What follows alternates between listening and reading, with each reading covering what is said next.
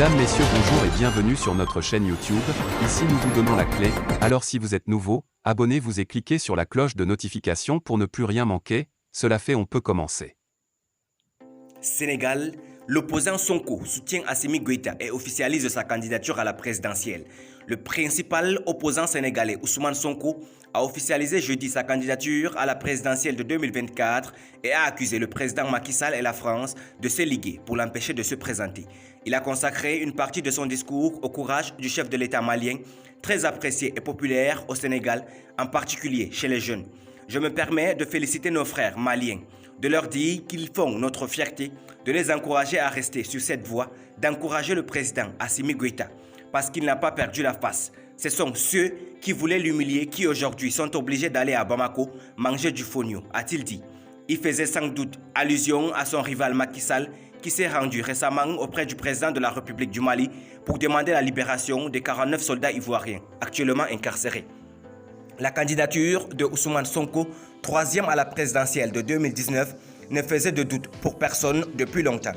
Monsieur Sonko, 49 ans, chef du parti PASTEF, élu maire de Ziguinchor en janvier, tient un discours à la fois souverainiste, panafricaniste et social, profanant les élites et la corruption.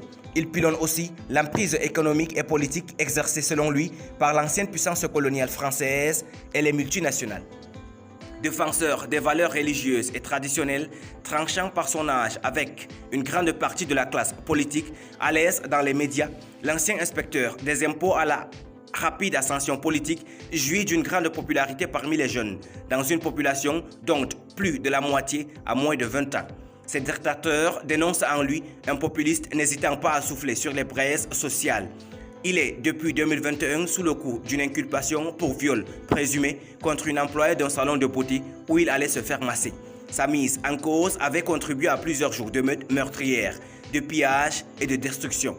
Monsieur Sonko crie à la machination du pouvoir. Moi, Ousmane Sonko, s'il plaît à Dieu et si mon parti le veut, je suis candidat à l'élection présidentielle de 2024. Personne n'est mieux placé pour gagner que nous, a déclaré M. Sonko devant la presse à Dakar. C'est parce que Macky Sall et la France redoutent son avènement que, tous les jours, leur laboratoire tourne à plein régime en fabriquant d'énormes complots. Leur objectif est de trouver un motif de condamnation pour empêcher la candidature de Ousmane Sonko, a-t-il ajouté. Il accuse Macky Sall de susciter des dossiers de terrorisme, de rébellion, de viol imaginaire fabriqués avec le soutien de la France et s'en est pris à des médias français, porte-voix officieux de l'Élysée qui le décriait en dangereux homme politique. Il a répété ne rien avoir contre le peuple français. Et notre opposant, l'ancien ministre Malick Gakou, a annoncé mercredi sa candidature en 2024.